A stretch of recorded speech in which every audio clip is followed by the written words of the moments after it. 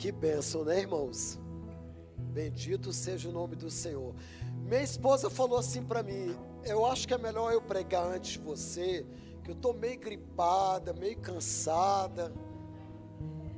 Imagine se ela estivesse bem, hein? Imagine se ela não estivesse gripada. Estava até agora aqui, ministro. Que bênção, né, irmãos? Mas podeis assentar.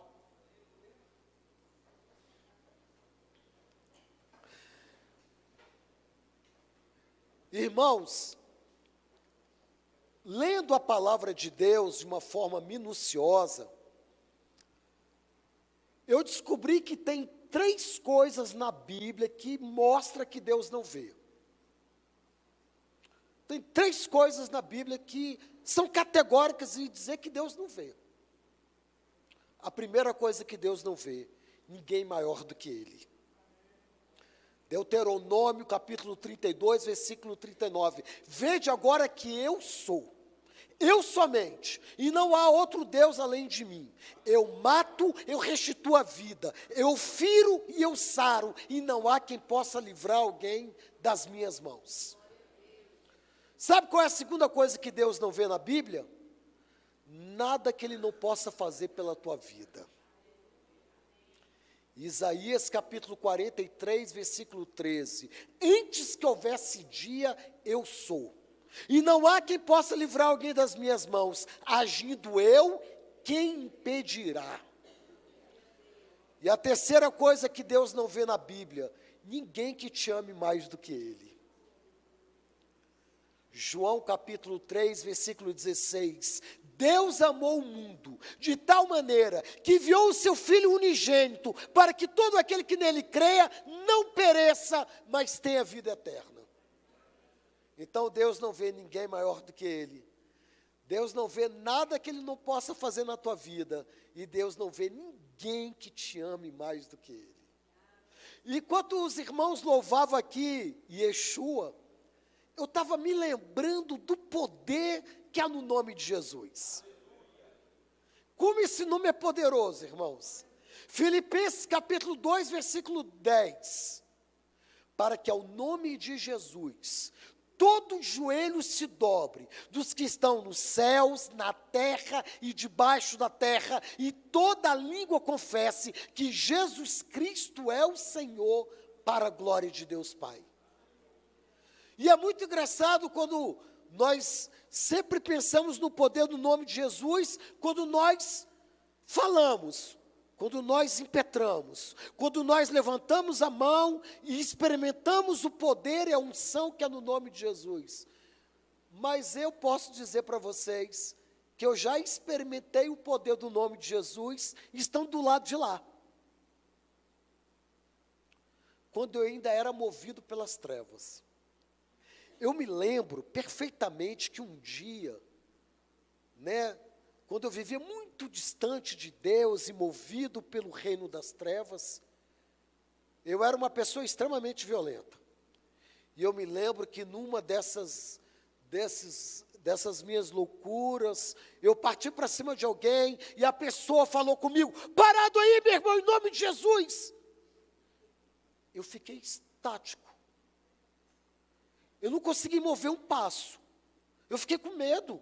Me veio um medo dentro de mim e eu era totalmente crédulo. Mas eu fiquei paralisado. E eu não tive coragem de dar nenhum passo. E eu recuei. Porque de fato esse nome tem todo o poder. O nome de Jesus tem todo o poder.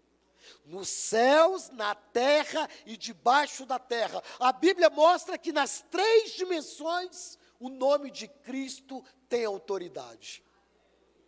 Isso é tremendo. Mas, indo para o nosso texto, em vez de abrir no Salmo 126, eu te convido a abrir no livro de Ezequiel, capítulo 37, do versículo 1 ao 7, porque esse texto é um paralelo do que as pessoas estavam vivendo.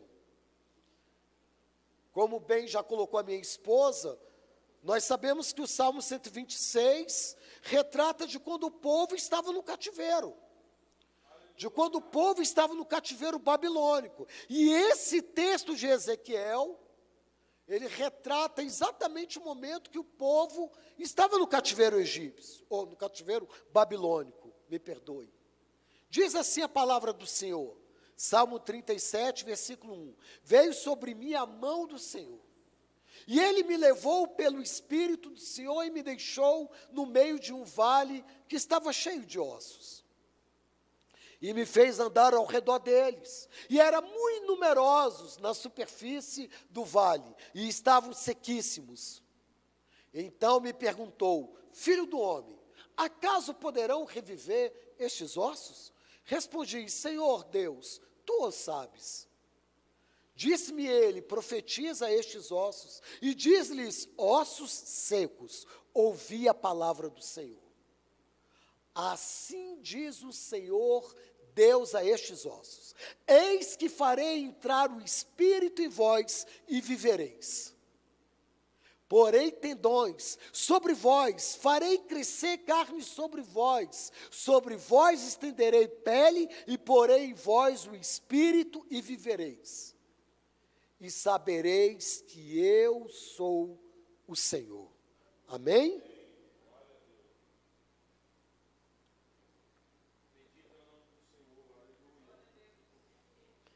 Irmãos, que texto lindo, e que texto profundo, porque na verdade esse texto está nos apresentando e nos mostrando a condição espiritual daquelas pessoas que estavam cativas.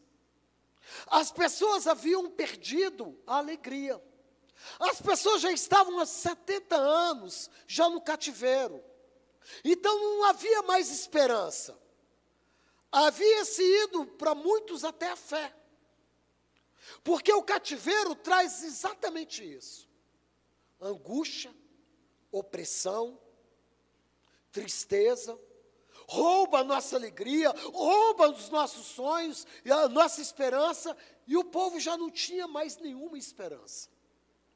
Se passaram-se já muitos anos, e havia-se ido a esperança de um dia voltar para casa. Então esse texto mostra e representa o estado espiritual daquelas pessoas que estavam presas. A Bíblia é recheada de metáforas. Eu me lembro que quando Jesus Cristo olha para uma figueira de longe, e aí ele caminha até essa figueira, e ali ele amaldiçoa aquela figueira, porque aquela figueira não tinha frutos. E aquela figueira ficou seca. E nunca mais deu frutos. E é um texto assim bem complexo, porque há muitas interpretações. Por que Jesus Cristo amaldiçoou a figueira? Porque na verdade a figueira representava o estado de espírito da elite religiosa de Jerusalém naquele momento. De longe parecia que dava frutos. De longe eram pessoas muito bem vestidas, líderes, sacerdotes que falavam muito bem, que parecia que davam frutos, mas por dentro estavam mortos. Não havia frutos, sepulcros caiados. E da mesma forma estava o pessoal, o povo de Deus no cativeiro. Eles estavam mortos espiritualmente, mas Deus levanta um profeta para que pudesse profetizar sobre aquele cativeiro. Porque a gente vai ver que a Bíblia, ela tem aplicação para nós desde Gênesis. E isso é muito cabulante, porque se você parar para pensar em qualquer outro livro, no livro do direito, todo ano precisa ter uma atualização. Os livros de medicina de 40, 50, 60 anos, talvez estejam desatualizados, porque a ciência avançou muito, já são novas descobertas, novos remédios. Então, tudo evolui, mas a natureza humana continua do mesmo jeito. Desde Adão e Eva, os pecados da humanidade são os mesmos: egoísmo, idolatria, cobiça, engano. Por isso que a Bíblia, ela tem aplicação para nós como se tivesse escrita hoje. Não há nada a ser acrescentado, nada a ser retirado, porque é uma verdade absoluta, inquestionável, e essa verdade vem dos céus. E o que a gente mostra é que o pecado leva ao cativeiro. É que o pecado tira a dignidade. É que o pecado se mostra naquele primeiro momento algo muito prazeroso, tentador, mas é um grande laço para o homem. E foi o que aquele povo experimentou, o laço. Jeremias capítulo 2, versículo 13, profetizando para o povo. 2 maldades, 2 crimes o povo cometeu contra mim. Abandonaram a mim cisterna de água viva e cavaram para si cisterna de água rota, que não pode dar água. E quando o homem se afasta de Deus, e quando o homem quer andar pelos seus próprios caminhos, pode ser que até no começo, como diz lá em Provérbios capítulo 14, versículo 12, há caminhos que aos olhos do homem parece ser bom, mas o final dele é de morte. O final dele é de laço. Porque a própria psicologia, psiquiatria, todas as ciências diz que há um vazio existencial no homem. E esse vazio só pode ser preenchido por Deus. Só pode ser preenchido por Cristo. E quando o homem quer escolher o seu próprio caminho, ele sempre vai naufragar. E assim foi com Israel. E aí a gente, perante do caráter de Deus, a longanimidade de Deus. Durante 40 anos, Jeremias pregou para o povo. Durante 40 anos, Jeremias pregou para que aquele povo não viesse amargar o cativeiro. 4 décadas. Sabe quantas pessoas se converteram? Nenhuma. As pessoas zombavam. O orgulho espiritual dizia: jamais Deus permitirá que uma nação pagã, uma nação ímpia, entre na nossa terra e destrua o templo de Deus. Durante 40 anos, Jeremias pregou e o povo não se arrependeu. Chegou o cativeiro. Chegou o juízo de Deus. Chegou a mão poderosa do Senhor. Como Deus fala, como Deus nos mostra, como Deus levanta pessoas para que nós não venhamos a cair no laço. Mas muitas vezes, como foi pregado pela Valessa, a dureza do nosso coração, a vontade de querer fazer as coisas do meu próprio jeito, o orgulho espiritual, impediu de que o povo pudesse ver a grande verdade. E Deus levanta Nabucodonosor.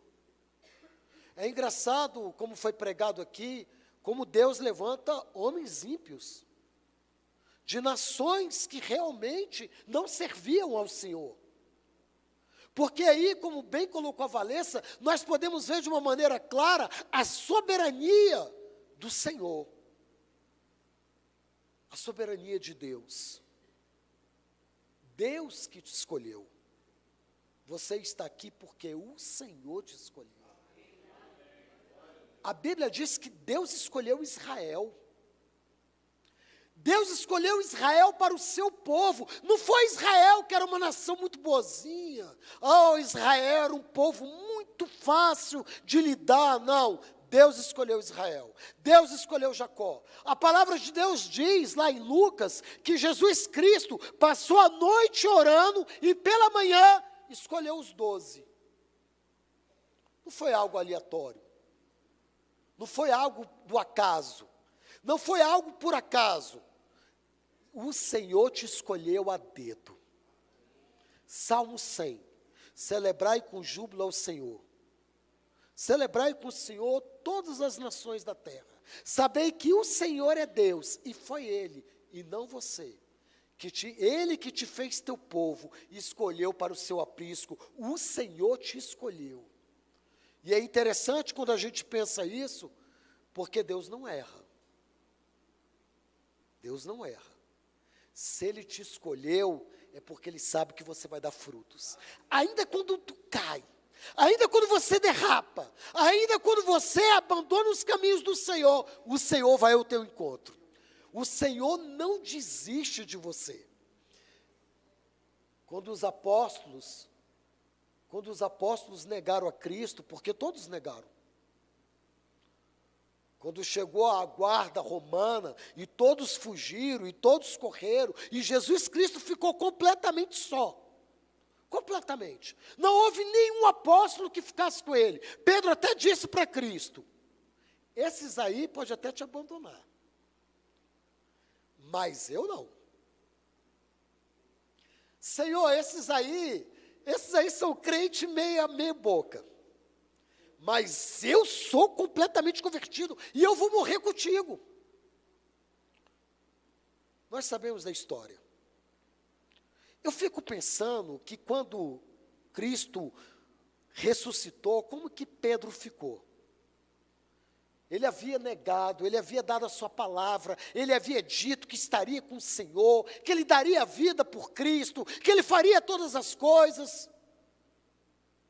Quando Cristo aparece ressurreto diante de Pedro, o que será que Pedro pensou? E quando Cristo pergunta 3 vezes para Pedro: tu me amas, Pedro? Na 3ª vez ele entendeu que ele havia negado 3 vezes Jesus. Mas o nosso líder, ele vai atrás do ferido. Ele não jogou na cara de Pedro: olha, tu prometeu e me abandonou. Olha, você falou e não cumpriu. Não posso mais confiar em você. Ele foi lá e restaurou Pedro. Ele foi lá e fez de Pedro ainda o líder da igreja naquele momento. Talvez eu jamais escolhesse Pedro como líder. Alguém que me traiu, alguém que me abandonou, mas os seus olhos, como chamas de fogo, vê aquilo que ninguém pode ver.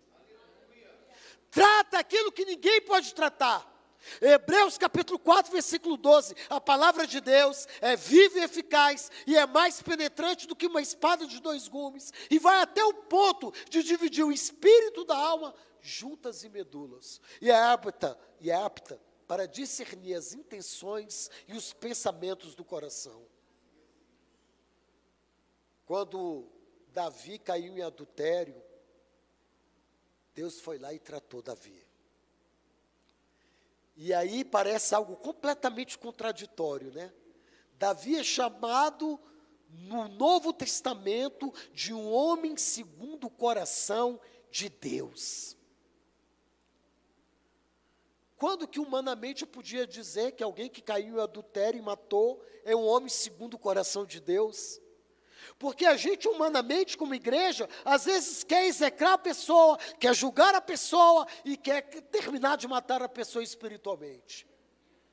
Mas o Espírito da verdade, que sonda os corações, que conhece o nosso andar, que conhece o nosso deitar, ele tem o poder de nos curar.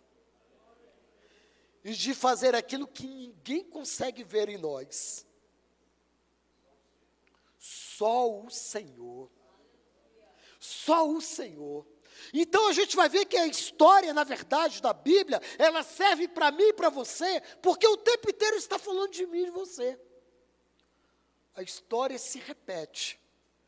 E foi assim na época de Noé.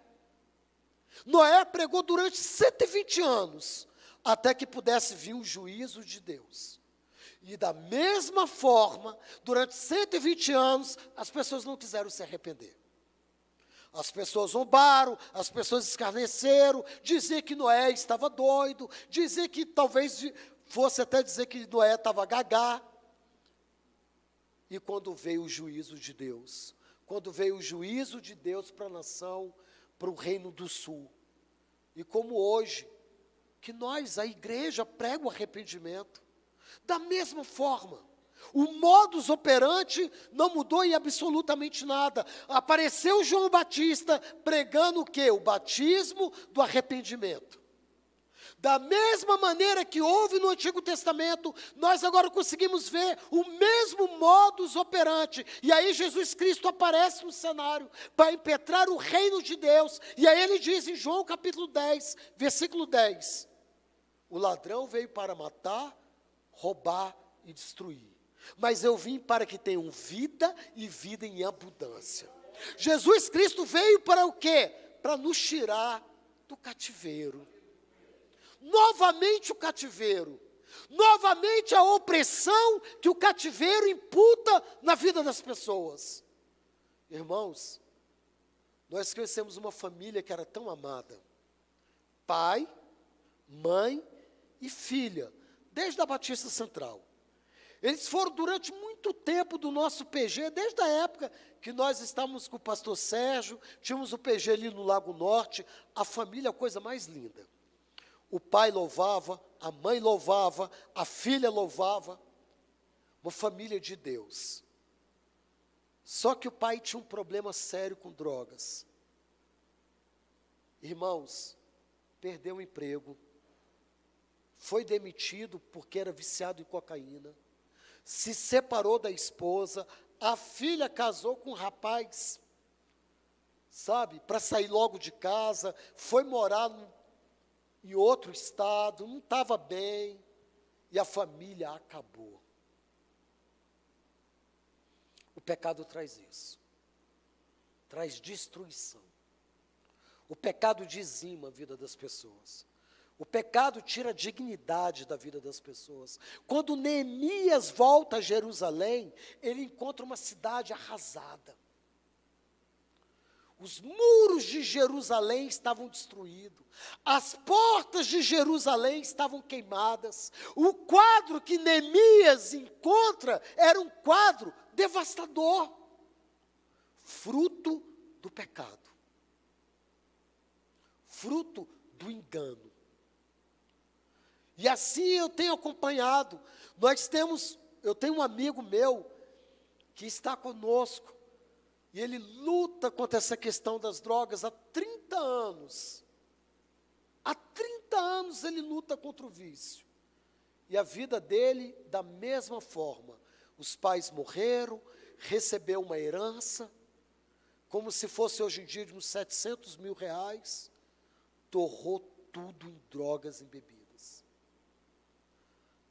Não tem onde morar, fica pulando de clínica em clínica de reabilitação, porque o pecado destrói a vida da pessoa, porque oprime, porque o cativeiro traz isso. E o Senhor Jesus Cristo se manifestou na minha vida e na sua vida para quebrar todo tipo de cativeiro em nossas vidas. Foi para isso que ele veio. Eu vim para desfazer a obra de Satanás. O bom pastor dará a sua vida pelas suas ovelhas. As suas ovelhas ouvem a sua voz e o conhecem. E aquele a quem Deus, a quem o Pai me confiou, ninguém pode arrebatar da minha mão. Aquele que é de Cristo, ninguém pode arrebatá-lo. Ninguém pode tirar da mão do Senhor. Por isso que o apóstolo Paulo disse, em Romanos capítulo 8, versículo 31 em diante, pois o que diremos sobre essas coisas? Se Deus é por nós, quem será contra nós? Aquele que não poupou nem o seu próprio filho, antes o entregou por nós, não nos dará também todas as coisas com ele? Quem tentará acusações contra os escolhidos, os eleitos de Deus? É Deus quem nos justifica. Pois eu estou bem certo que nem a morte, que nem a vida, que nem os anjos, que nem os principados, que nem as potestades, que nem o presente, que nem o porvir, que nem a altura, que nem uma outra criatura nos poderá separar do amor de Deus que está em Cristo Jesus. Foi para isso que o Senhor veio. E é isso que o Salmo nos mostra, porque aquele povo que viveu o cativeiro, que amargou o cativeiro, que soube o que é a opressão, agora estava livre, agora estava de volta para casa. agora estava jubilosos, alegres, porque imagina você passar 70 anos longe da tua pátria. Um povo que estava ali em Jerusalém adorando não, porque havia se desviado do caminho do Senhor, mas que estava na sua terra, que estava na sua pátria, que estava nas suas casas, e é arrancado para uma outra nação, para uma nação pagã, e agora se submetem a um outro reinado. Viviam como escravos. O pecado nos torna escravos. O pecado tira e rouba toda a minha alegria, toda a esperança que eu posso ter de vida. E agora eles estavam de volta, depois de 70 anos. Agora eles estavam gratos ao Senhor por tudo aquilo que Deus havia feito por eles. Porque quando Deus entra na história, Ele entra para mudar. Ele entra para fazer diferente. Irmãos, como isso é a mais pura verdade. Eu me lembro de um caso que quando eu estava no cativeiro, fruto do meu pecado, havia um rapaz dentro do cárcere que era o líder da igreja. E quando houve um juiz que Deus levantou para conceder um benefício para todo mundo que estava ali preso, para poder sair para trabalhar, as pessoas saíam para trabalhar todos os dias de manhã e só voltavam no final do dia. E um final de semana passava em casa e um final de semana no cárcere. Irmãos, quando isso veio, que bênção. Que alegria, era sair daquele ambiente hostil, era sair daquele ambiente de ameaça, daquele ambiente pesado. Aí esse dirigente que era da obra, quando veio a liberdade nas mãos dele, quase chegando, ele se desviou. E ele começou a jogar, e ele começou a beber, e ele começou a usar drogas dentro do presídio. Sabe o que aconteceu? Deus não permitiu que o benefício viesse para ele. Deus fechou a porta para ele. O meu pedido tinha sido feito 2 meses depois do dele, para eu poder sair. O meio veio que a procuradoria, que o Ministério Público acatou, o juiz já estava tendencioso a dar para todo mundo, falou, não, se o próprio Ministério Público já autorizou, pode sair para trabalhar. E ele teve a porta fechada. E ele se voltou contra mim. Ele disse para o presídio que eu tinha dito para a Valessa ir lá falar para o juiz impedindo ele sair para trabalhar. Como se eu tivesse alguma autoridade diante de um juiz. Preso, nem conhecia o juiz. E ele teve a vida completamente devastada. Era líder de obra, respeitado, admirado, mas o pecado destruiu ele. E ali eu vi que a porta que Deus fecha, ninguém pode abrir. A porta que Deus fecha, ninguém pode abrir. E a porta que Ele abre, ninguém pode fechar.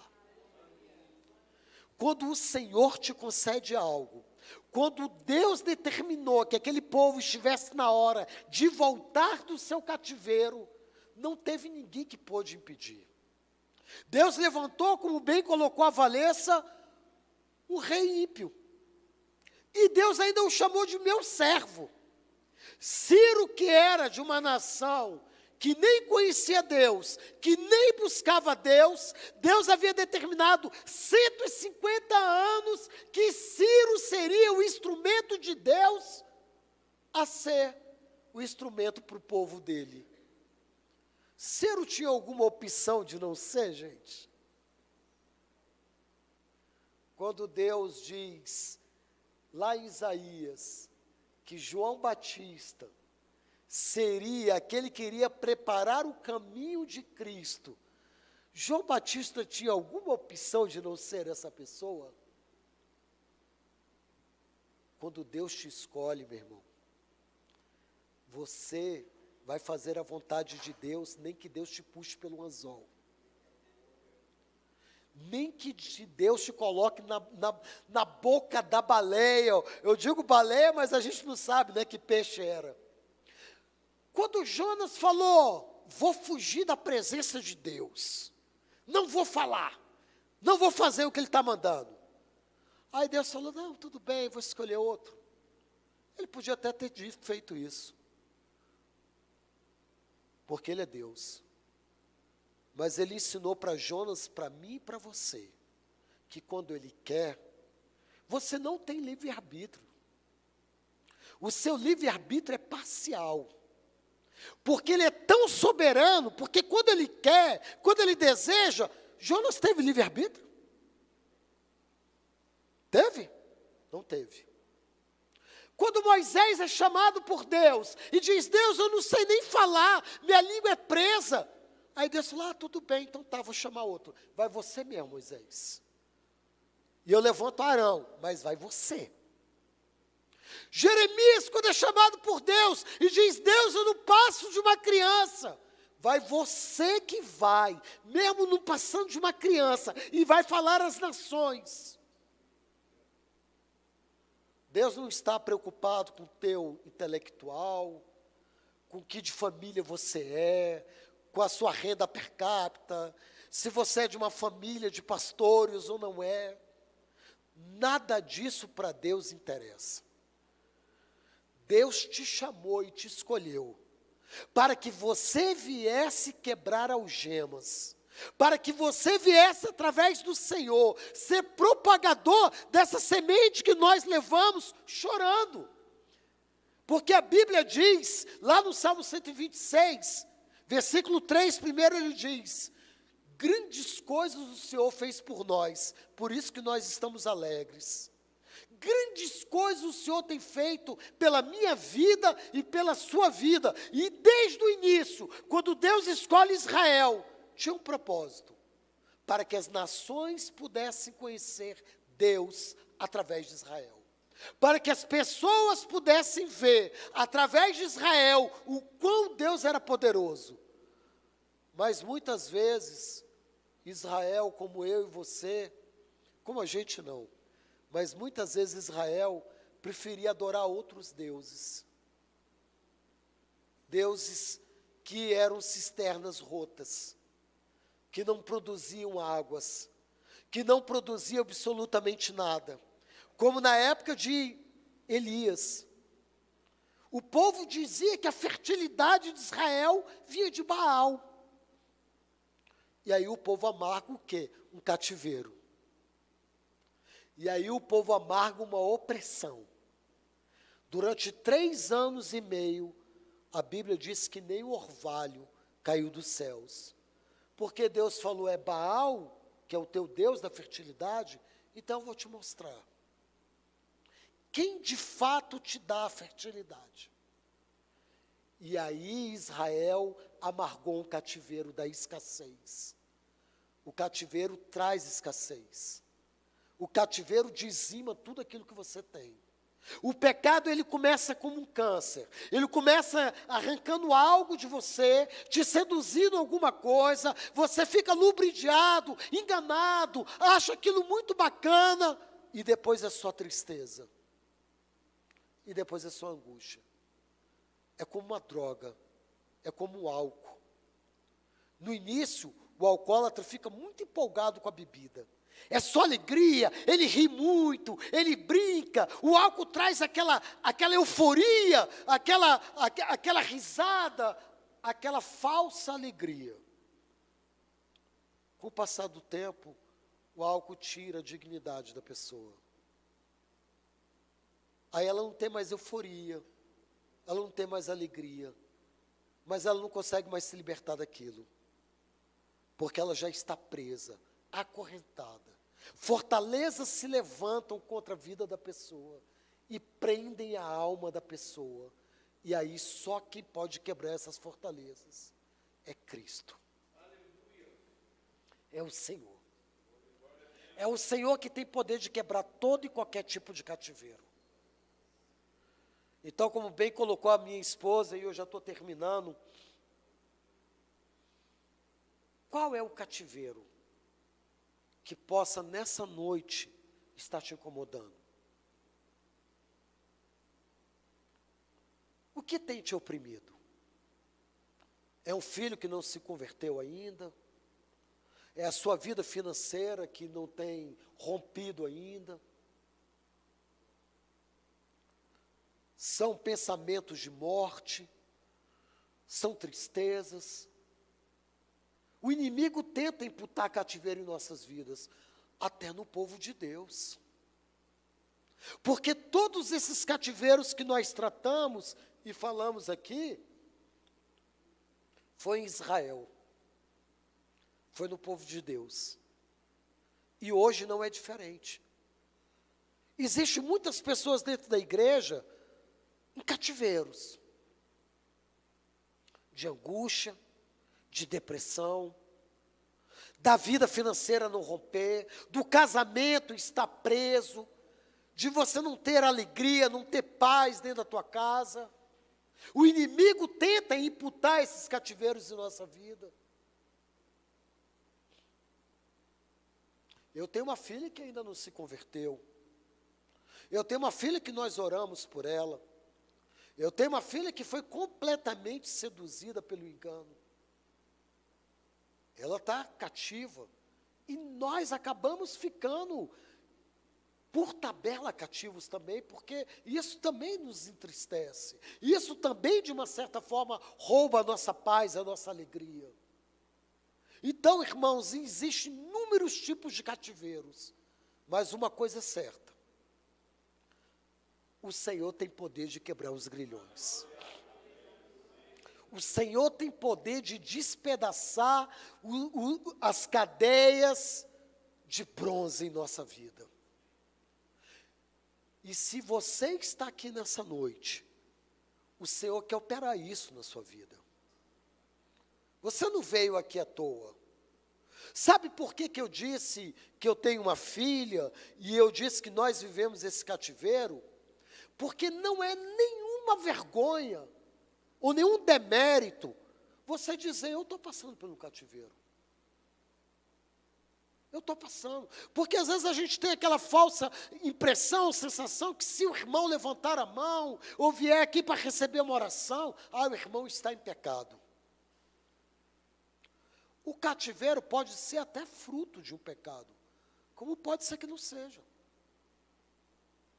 Nem toda luta que nós passamos é fruto de pecado. Nem todas as adversidades que você, como membro, como ovelha do Senhor, está passando, é fruto de pecado. Será que a igreja pensou que João Batista, porque foi decapitado, estava em pecado? Será que as lutas que Paulo passou, e ele diz, carrego no meu corpo as marcas do Evangelho, os apedrejamentos, os açoites, as perseguições, será que Paulo estava em pecado? As adversidades não quer dizer literalmente que você esteja em pecado. Só quem pode saber disso é Deus. Só quem sabe realmente o que você está passando e por que você está passando é Deus. Agora, uma coisa eu tenho total certeza: há tudo um propósito de Deus. Há tudo um propósito de Deus. Quando o apóstolo Paulo ora e pede para que um espinho da carne dele fosse retirado, e não é retirado, ele disse, fui esbofeteado por Satanás, para que as visões que eu tive, eu não me ensoberbecesse por isso. Paulo admite que talvez ele pudesse se ensoberbecer pelas visões que ele havia tido com Deus. E Deus não tira o espinho na carne de Paulo. Só que os aventais de Paulo, ao tocar os endemoniados, curavam as pessoas. Quantas vezes Deus usou Paulo para ser instrumento de cura na vida das pessoas? Mas Paulo não foi curado.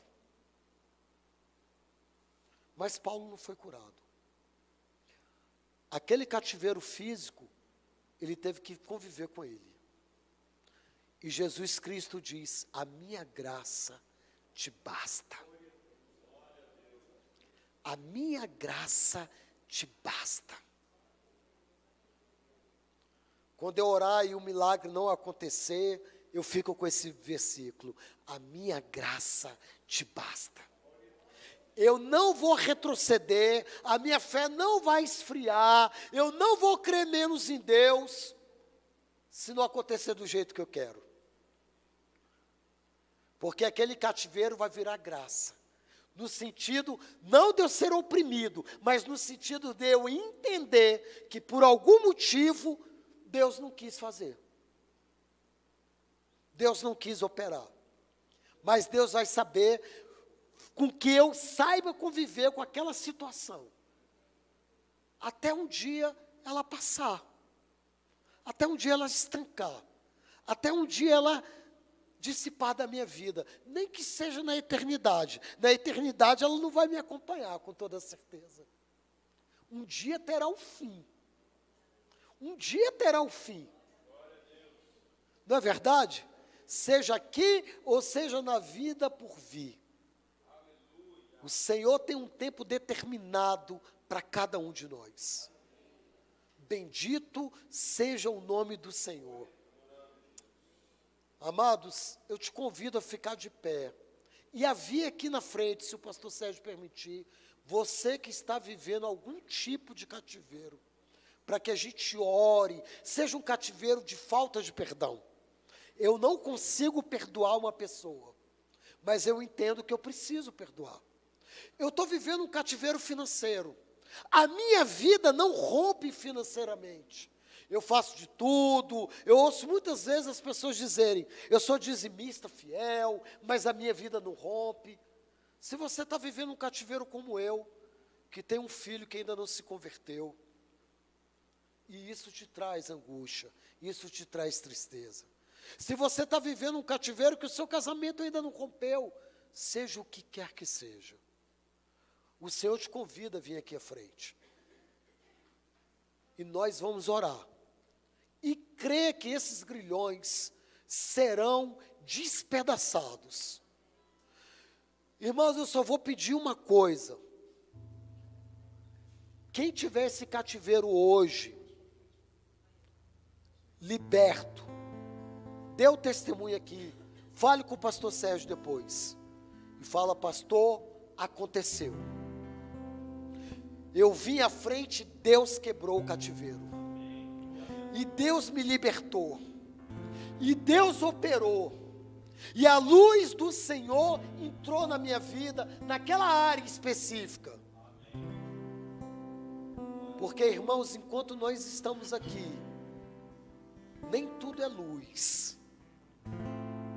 Enquanto nós estamos aqui, nós temos situações que precisam ainda ser tocadas, resolvidas, saradas, que só o Senhor pode fazer em nossas vidas. E a coisa mais linda que há é quando eu digo para Deus: eu preciso. Sem maquiagem, sem roupagem, sem aquele pensamento de o super crente, eu sou muito espiritual. Se eu for lá na frente, o que as pessoas vão pensar de mim? Eu não estou nem aí para o que as pessoas pensam. Eu quero a minha cura. A mulher do fluxo de sangue: você é imunda, não toca nele não, chega para lá. Ela vai se rastejando e toca ali no manto, lá na pontinha do manto de Cristo. E o Senhor diz: saiu virtude de mim. Alguém me tocou com fé. Meu Deus. Curva a sua cabeça, vamos orar. Maravilhoso Deus, nessa noite, meu Pai, que estamos acordados até aqui, nós precisamos e queremos ver, meu Pai, grilhões sendo despedaçados. Nós precisamos e queremos, meu Pai, ver, meu Pai, em nome do Senhor Jesus Cristo, ferrolhos de bronze sendo quebrados. O Senhor nos chamou para ser livre. O Senhor nos chamou, meu Pai, para vivermos, meu Pai, em liberdade de vida. Então, Deus, todo e qualquer tipo de opressão, seja ela no campo sexual, seja ela no campo sexual, seja ela no campo financeiro, seja ela no campo, meu Pai, de relacionamento, de família, Deus, visita agora. Meu Pai, nós queremos e precisamos ser libertos. Todo e qualquer espírito de insônia, todo e qualquer espírito de morte, todo e qualquer espírito de depressão, bata em retirada agora do teu povo. Bata em retirada agora do teu povo, Senhor. Meu Pai, em nome de Jesus Cristo, nós queremos sentir a presença da suavidade do teu Espírito. Toda e qualquer dureza de coração, oh Pai, visita agora. Nós queremos, meu Pai, sentir o primeiro amor novamente. Nós precisamos e queremos, meu Pai, sentir a graça do Senhor. Pai, visita-nos. Visita-nos nessa noite. E entra onde ninguém pode entrar. E entra onde ninguém pode entrar. E ninguém pode tocar. Pai, em nome de Jesus, cura as nossas emoções. Cura-nos fisicamente. Meu Pai, em nome de Jesus, vai agora trazendo cura física. Vai trazendo cura física ao teu povo. Vai tocando agora na coluna. Aleluia. Vai tocando agora, meu Pai, na parte gástrica. Vai trocando agora, meu Pai, nas dores de cabeça. Deus, vai curando nessa noite tonteira. Vai curando nessa noite, meu Pai, todo e qualquer tipo de enfermidade que insiste e persiste acompanhar os teus filhos. Deus, vai tirando agora todo aquele pecado que nós lutamos há tanto tempo. Que nós lutamos há tanto tempo, que ele seja dissipado de nós. Vai agora, meu Pai, estancando aquilo que precisa ser estancado das nossas vidas. Toca nas finanças do teu povo. Pai, tira todo o espírito agora de escassez. Pai, faça do teu povo um povo próspero. Torna mãos aqui, mãos hábeis, mãos talentosas, mãos, meu Pai, prósperas. Tem pessoas que toda vez que toca algo que parece que vai dar certo, acaba se esvaindo.